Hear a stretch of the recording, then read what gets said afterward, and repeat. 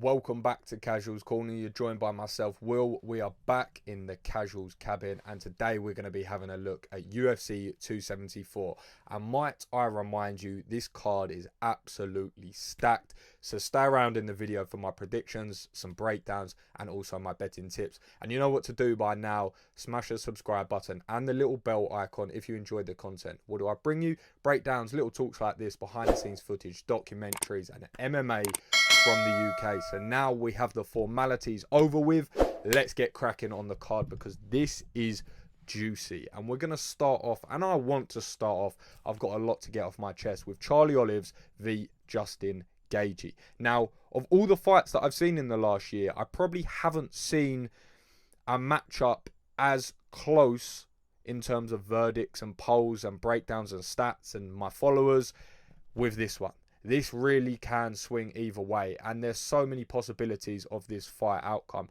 And before we jump into that, I want to just remind everyone that Justin Gaethje can barely breathe and Charlie Olives can barely see. So the fact that they are the upper echelon of one of the most difficult divisions in all of combat sports is quite incredible. And that goes to show for each of them the innate fighters that they are and the things that they're willing to push through. And we'll come on to that in a second. But let's have a look at the actual stylistic breakdown, because they say styles makes fights.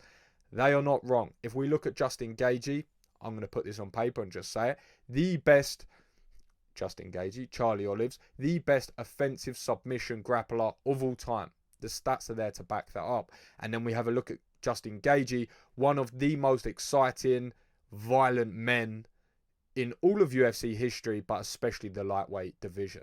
And he's got the stats to back them up. He has a 110% chance of getting a performance of the night or a fight of the night bonus. 110% chance. Think about that statistic. That's outrageous. But I'm going to bring you on to another outrageous statistic with Charlie Olives. In his first 18 fights, he saw 10-8 on his record. Now, that alone is a decent stint in the organisation, and you've done well to make it 18 fights first and foremost, but also get 10 wins in UFC. That's actually very impressive and not easy to do. But in his most recent 10 fights, he is 10-0. So Charlie Olives coming into this has the utmost amount of confidence, and rightly so. And what we have to remember is before he was fighting at 45, definitely not his weight class, a weight that he was having to cut down to, where he was depleting his body, where he was probably spending all of fight camp not sharpening his skills, but trying to make the weight. He's quite big for the weight class at lightweight anyway, so trying to make featherweight, that's crazy. But now his body's almost replenished. So we look back to the times that he's quote unquote quit. Was it him mentally quitting, or was it his body physically giving up? Because I beg to differ that it's probably the latter. So we have that confidence coming into it. And then we have Justin Gaethje, as I mentioned, one of the hardest hitting lightweights we've ever seen, who's also got an incredible record. Yes, he's had his downfalls, but he's coming into this with the idea and the belief that he can knock anyone out, which is very true, and we've seen it happen. So how does this actually play out? Because like I said, I see so many scenarios how this fight plays out. Everything's on the cards. Barring a Justin Gaethje submission, I think us seeing Gaethje knock out Charlie Olives, us seeing Charlie Olives submit him or not Justin Gaethje out, they're all possibilities. We have a look at Charles Oliveira. We know that his strengths are going to be in his offensive grappling, so he's always going to want to close the distance, which gives him a lot of freedom with his strikes. He's then able to afford to throw something a little bit more outlandish or a little bit more out there, because the threat of takedown is non-existent, because there is no one on this earth that wants to play in Charlie Olives' guard. So he knows he has that ability. And this is what makes him so well-rounded. And when we look at pound for pound lists, this is why I think he needs to start entering the conversation, because he is a threat at every range. Like I said, very long for the weight class, and he fights very long as well. He fights behind, kicks up the middle, teeps, long jabs, long straight shots. Really nice boxing, and his striking's gone a little bit underrated, but we have a look at his Muay Thai.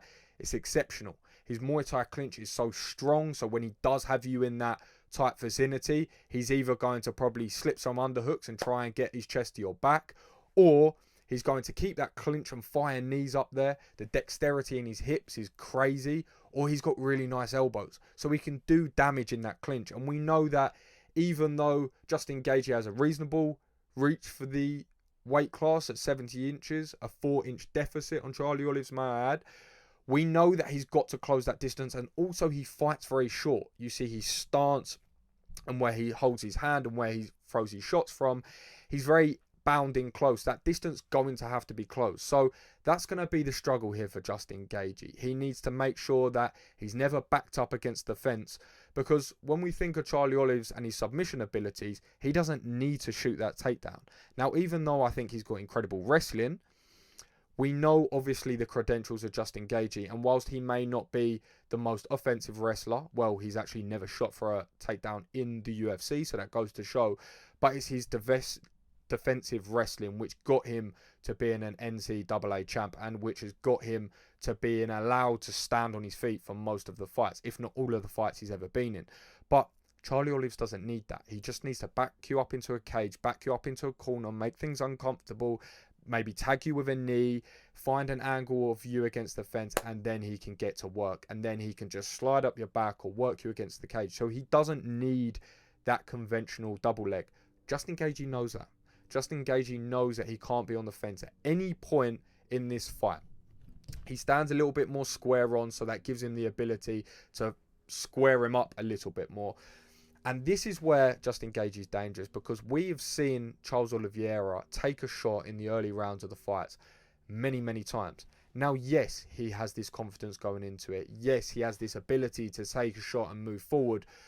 But the risk to reward is not very good there for Charles Oliveira. I don't think he needs to enter that conversation. But this is where I find his ego may potentially get in the way. Now, I'm struggling to bet against Charles Oliveira. The 10-fight win streak of what I've known of him recently, it's a really hard fighter to bet against, especially where I think he can knock Justin Gaethje out, because we've seen him hurt and wobbled many times, and he is very hittable. He does leave his head on centre line, and we know that Charles has that power. But does his ego take over? Because that's what Justin Gaethje does to you. He fights your ego. He tells you, I'm getting you into a fight and I'm coming out winning. And that's something which doesn't go down with a lot of fighters. It takes someone very ego removed to beat someone like that, because that isn't always, like I said, the best risk to reward way of winning that fight for Charles Oliveira. So if he does get caught up in that brawl, if he does get caught in that clinch exchanging shots, yes, I think he may be able to hurt Gaethje, but that's where he lures you in. That's where you think, okay, I can then finish the fight. And with this confidence of this 10-0 win streak and what he's done to people when he has hurt them, Dustin Poirier, Michael Chandler of recent, he's going to think, this is no different. I'm going to finish him here. And that's where people get caught out with Justin Gaethje. And that's when he can potentially maybe rush a little bit, or maybe not step back and bide his time, think he's got him more hurt than he is.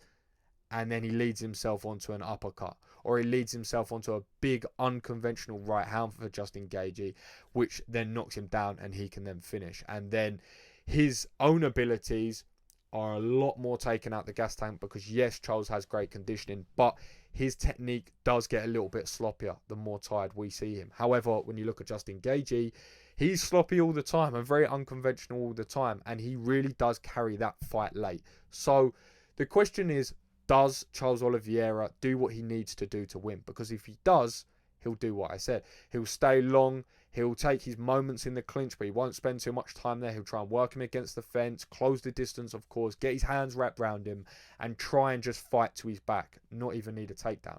But Justin Gaethje is going to make this one thing. That is a dogfight. And I don't think the leg kicks or the low kicks are going to play as much of a factor with a lot of other fighters that it has with Justin Gaethje, just because of that Muay Thai stance that Charles Oliveira likes to use. He likes to use that very light front leg, and I'm not sure that'll be as much of a factor. But you know what it is with the human highlight. He has such dexterity in those hips. He can find those calves from absolutely anywhere, and he ends it onto the end of his combination. So that's always there. That's always there. So I'm really torn on this, and I didn't really want to bet on this at all. I only sprinkled a little bit of money on Justin Gaethje just because I felt there was a little bit of value there at 2.5, I think it was, to 1. So I chucked him in a little accumulator. But other than this, I'm really struggling to bet against Charles. I think that maybe he has seen it all now, and that ego won't be there, and he will do what he needs to win. And even if he does take a shot, he's going to think, this guy hits pretty hard, I'm not going to take another one of those. Closes the distance after a little bit of a back and forth in the first 2, and gets a submission in the third, because we've seen the deficit in Justin Gaethje's offensive grappling at times. So my safe bet's going to go a Charles Oliveira 3rd round submission. I don't think this is going to go the distance. My other devil on my shoulder is telling me Justin Gaethje is going to knock him out. I think we're seeing a different mindset from Justin Gaethje that we've seen into his fights. I think we have to consider that he's now changed a lot in his lifestyle in regards to his diet and his nutrition. I heard him speak about before what he was eating and how he was fueling himself, and to think he got to that level and that fitness with that, I think this conditioning is going to be a different level. I think when he talks about bringing that dog back out in Justin Gaethje, we can sit here argue all day whether we think that's right or wrong, or if we think he depleted his body at 45 or he didn't, and now he's better at 55 and he doesn't have that quit, and he's shown over and over. But there's one man that doesn't believe that. That's Justin Gaethje, and that's the most important man to believe that. And I truly believe that Justin Gaethje's sitting there at home at the minute thinking, I'm going to get him into a firefight strategically, because we've seen that reinvigorated version of Justin Gaethje, honing what's innately his, that wild, chaotic chaos, but Trevor Whitman style. So putting some footwork behind that, putting some traps behind that, putting some method behind the madness. And we're seeing this much more refined version. I went back and watched that Michael Chandler fight yesterday because I was intrigued what he said in an interview. He said, I barely got hit. I don't know why people kept saying it was a war, because it wasn't. He hit me like 4 times. I thought, he's crazy. That was a back and forth war of attrition. I go back and watch it. He is not wrong. He barely gets touched in that fight. Now, yes, he gets stung hard in the first round. I think Michael Chandler landed about 4 clean shots, which one of them did nearly put him out. But when do we not see that with Justin Gaethje? That was not untoward to any other fight he's ever had. So there was no red flag there. Then I watched the second and the third. Barely anything gets through. Barely anything lands. Not a lot was actually getting through to him. A lot was coming off the elbows. So I don't think he's worn out from that mentally and physically from that fight. I think he's replenished. And I think he now knows he's at a point physically, mentally, and in terms of his whole round fighting game where he can beat Charles Oliveira, and he knows that this is his final push at the title. And just like Charles did, I think he can turn it around and push past what Justin Gaethje's always been at, that top of the division, and obviously an interim champion, but in his mind he's never been a champion, and that's what he says. This is his final push, and with a man like Justin Gaethje, I think that's a deadlier man than ever. And when we look at what we already know of him, that's a seriously scary prospect. So don't count out that one. That's a way for me to sit on the fence. Anyway, I'm going Charlie Olive's 3rd round submission as a safe bet on my scorecards. So let's move on to the second one. Now we have the co-main event. We have Rose Namajunas versus Carla Esparza. Now, of course, coming into the narrative of this, we know firstly, I think this is criminally undersold, this fight, when we actually look at it on paper. I think maybe the fact that obviously Carla Esparza is less of a draw, and the fact that we have some crazy other fights on this card maybe potentially overshadows this. But we had Carla Esparza beat Rose Namajunas for the title back in the finale of Tough for the strawweight women title, the first ever. But the way I see this is Thug Rose really was a child back then. I think she was 19, 20, 21 years of age, something like that. And she spoke about it before. She was not ready to win the title. And I think she's very right. Now, we have to start off and preface this fight by saying Rose has never lost a rematch. She has never lost a second fight to any fighter. She's avenged losses. She's beat people multiple times like Joanna. She's beat people like Wei Li, who would argue those two fighters are definitely at the top of the tree at the moment in regards to the strawweights women's title. So she has that coming into it. She has that mindset of that first loss that she needs to avenge. Now, if we look at how this may play out, we know how Carla Esparza won the first fight with that grappling. We've seen her on incredible tear recently. She's on a very impressive win streak and winning very impressively. She's scratched, clawed her way back to the title, and she deserves to be there. And you could look around that division and argue she's definitely the one that deserves this shot more than most. So her way of winning this are not too dissimilar to the first. Now, yes, of course, her IQ, her cage ringmanship, her knowledge, her understanding of closing rounds out is so much better now.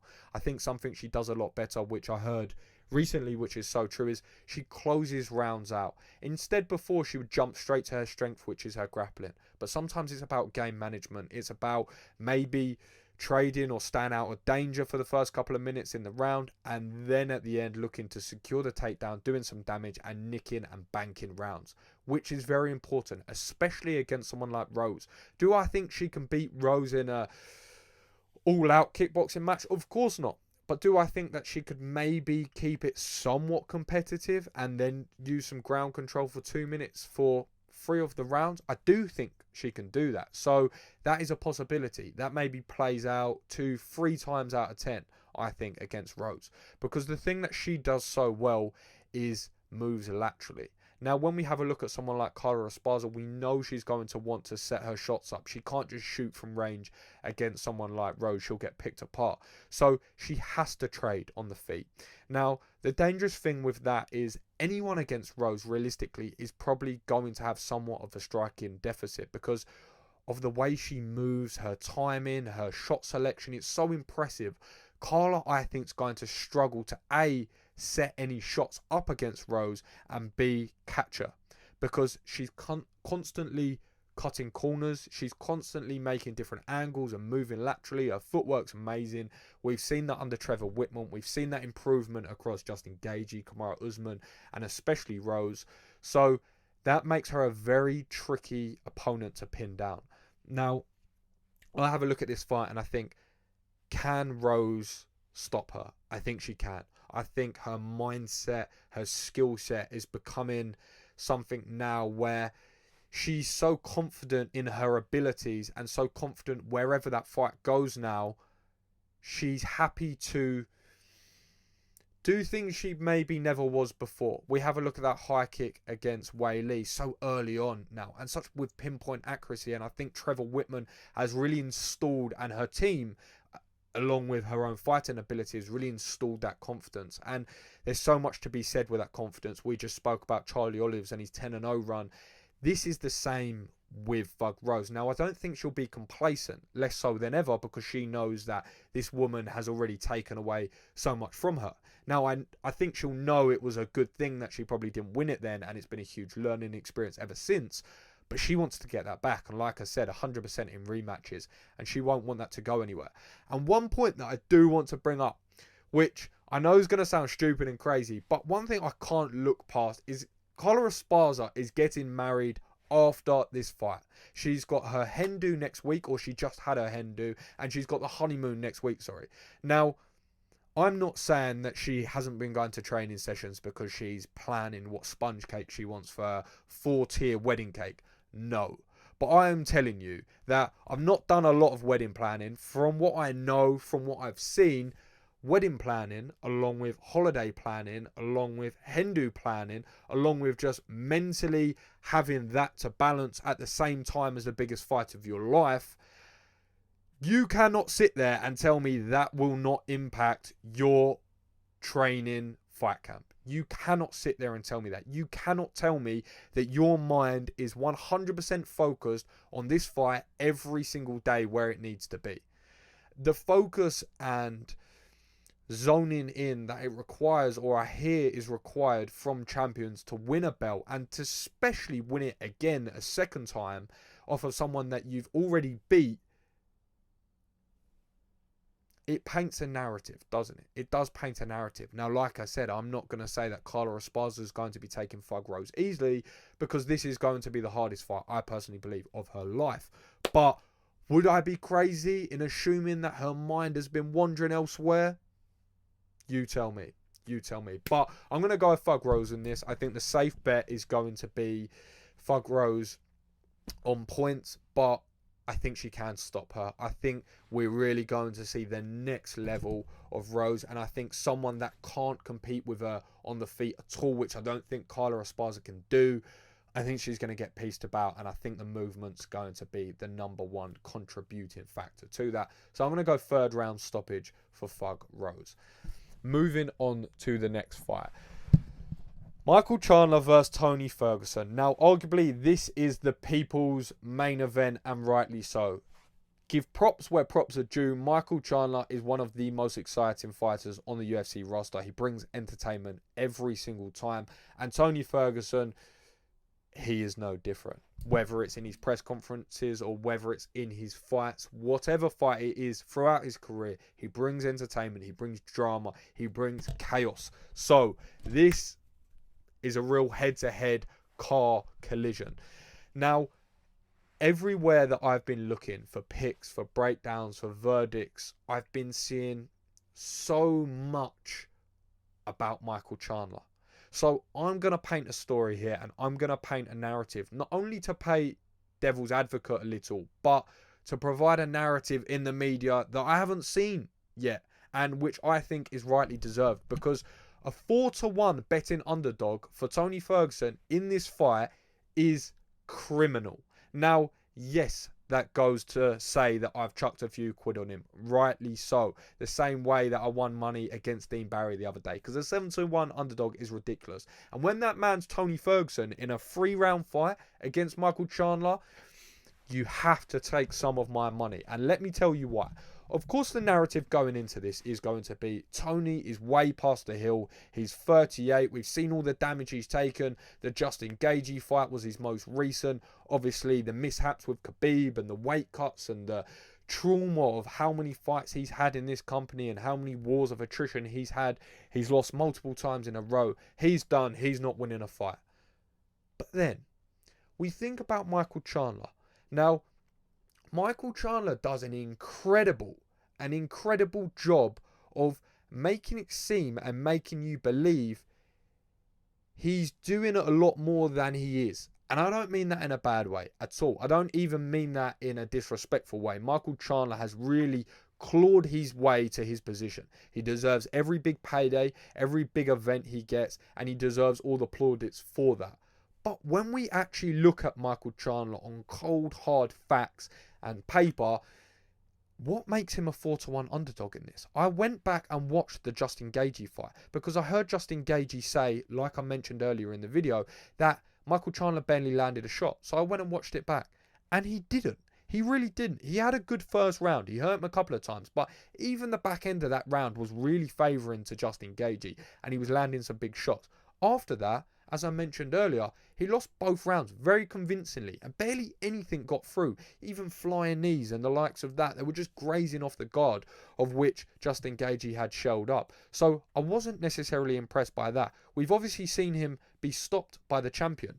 Now, we go back and we think about Tony Ferguson's fights. Yes, he had that fight with Justin Gaethje, which at times was competitive and landed, I would argue, a lot more shots and damage than Michael Chandler actually did if you go back and watch the fights. Now, I know that we saw that stopped late in that fight, but I believe that would have been the same case with Michael Chandler if that went any longer. Do you honestly think that he could have taken those shots with his hands down by his waist, tired, with lazy output for 2 more rounds? I don't think so.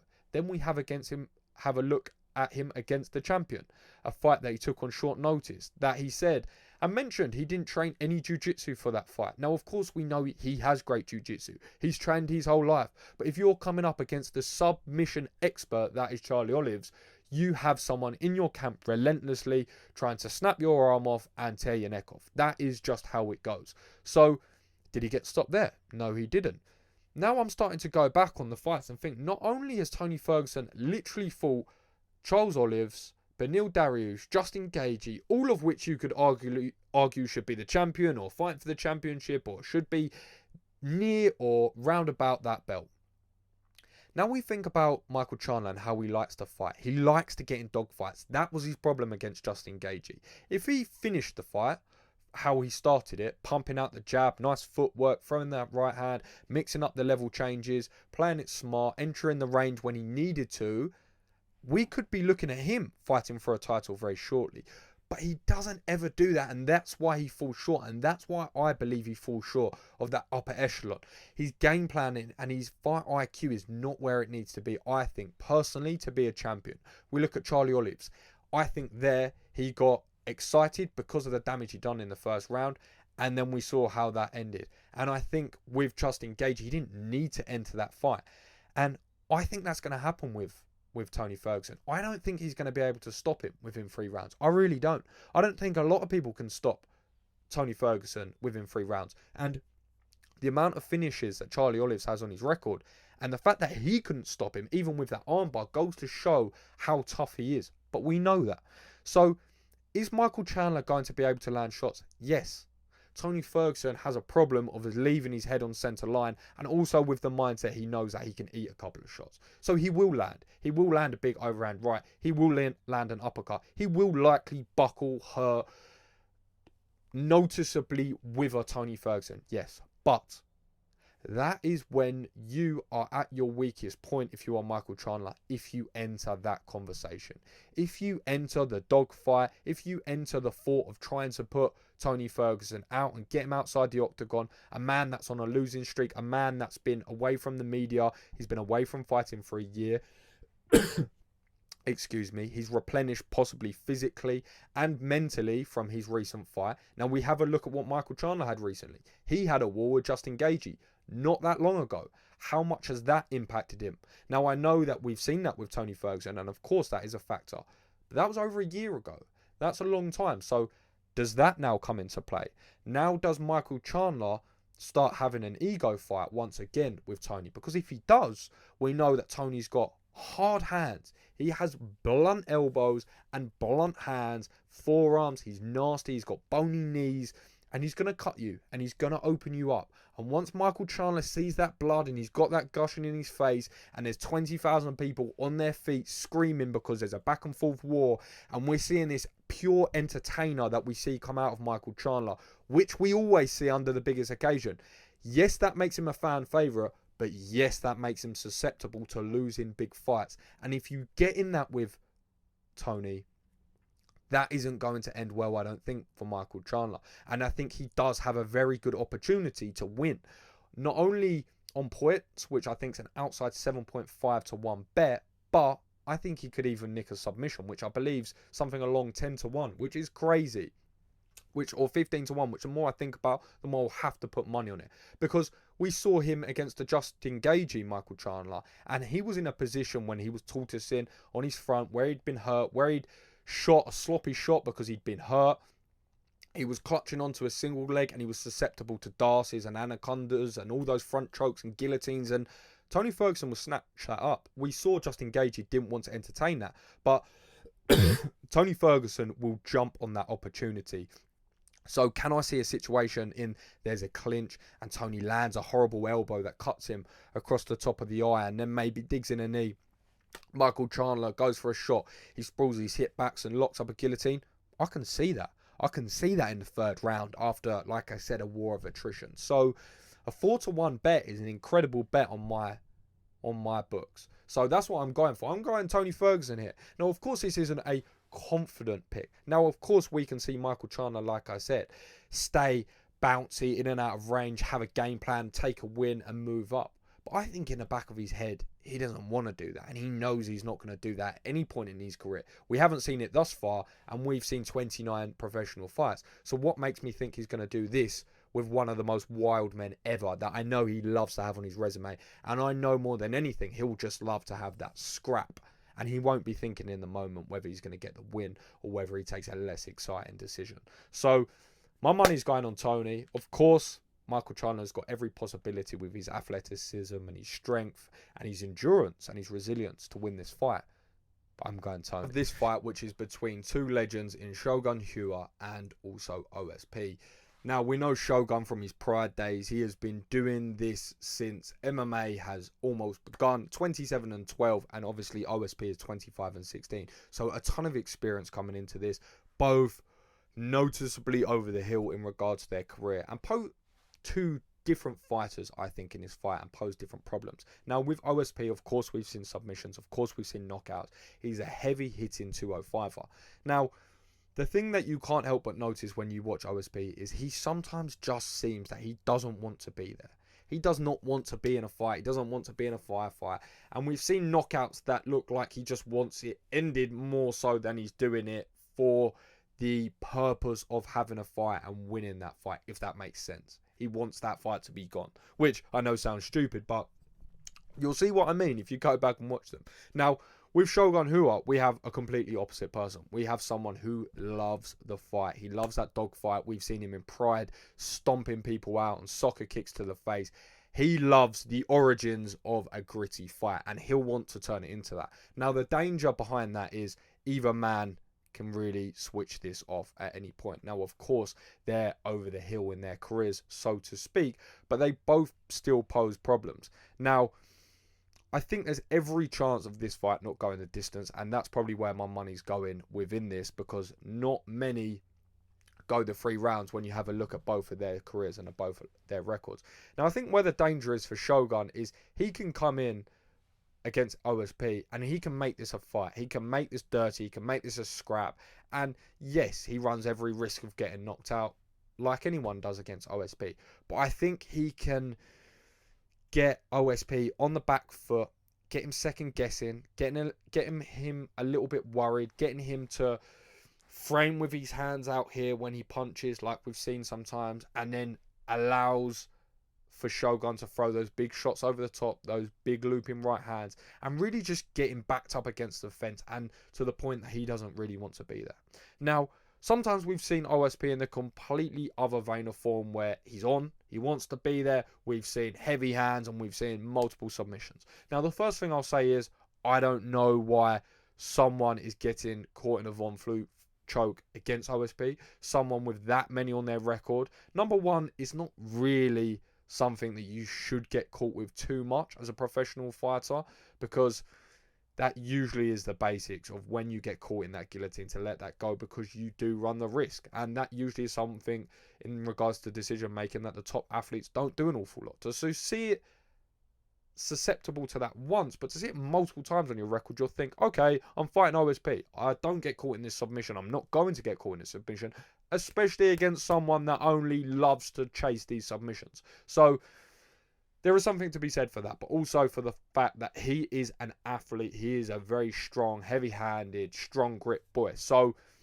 he does have that squeeze and he does have that power, which of course makes him a problem for Shogun. So this really can swing either way. I didn't really want to go near this in regards to my bets just because of the volatility of it. But I've gone for Shogun just because he's a 3-1 underdog, and I really do fancy him. If he comes out, again, we have to think he's towards the back end of his career and he wants to show up, and he's got an opponent which is in a lot of regards a similar fight for him in regards to how long they've been around and their age and where they're at in their career. So this is definitely one I think he can think he will be able to win, and of course that's why he's there and that's why he's showing up, and I think this is a good fight for him.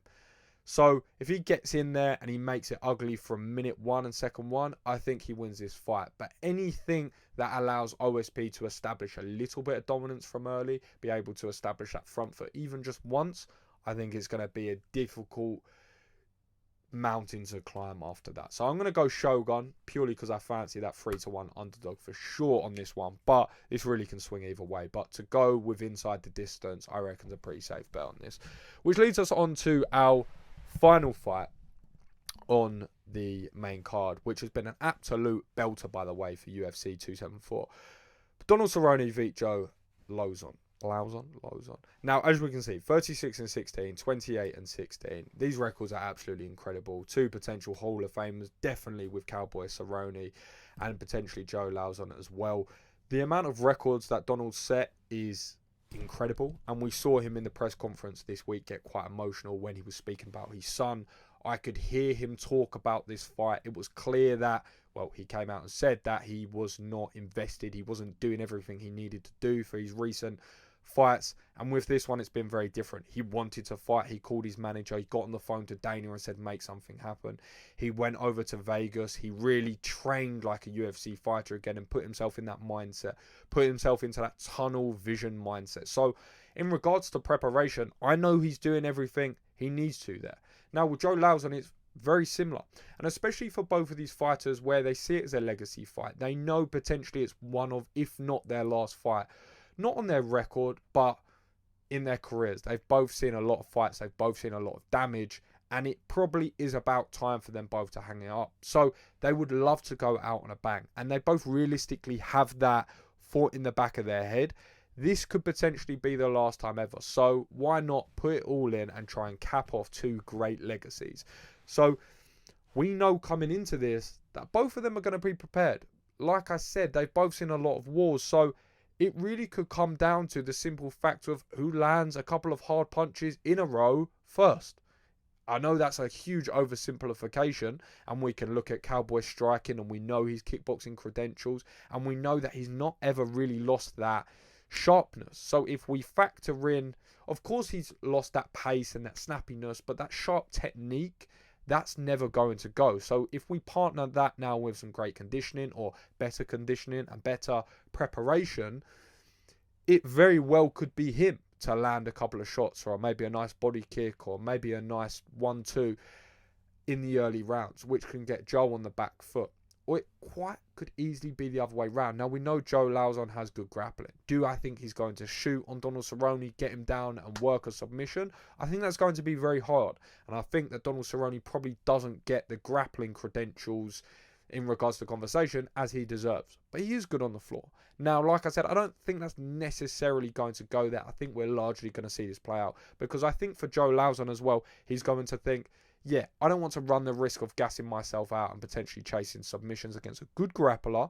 And I think I can hurt him here standing up. Of course, now that they're getting to that older age, the skill set's sort of closing in regards to what I said. It's a bit more of an equalizer. Now you can land 1 or 2 hard shots and you're much more in the fight. If you go back to the Cowboy 10 years ago, that's a very different conversation. So I feel like Joe Lauzon will feel confident coming into this one. I'm going to go Donald Cerrone. I think he gets it done in front of his son. I think it's going to be an emotional send-off for both of the fighters. I think it's going to end in tears. I think it'll probably be a close fight. Realistically, this could not go the distance, and I'll probably put a little bit of money on that. But if I'll go safe bet, I'm going to say Cowboy Cerrone. But that's me for UFC 274. As always, I hope you enjoy the card. I'm going to be streaming it, so jump into the live streams if you want to get involved in the watch along. As always, you know what to do. Hit the like, hit the subscribe, the little bell icon to stay up to date with Casuals Corner, MMA from the UK. You've been a pleasure. Enjoy the fights on the weekend. Peace.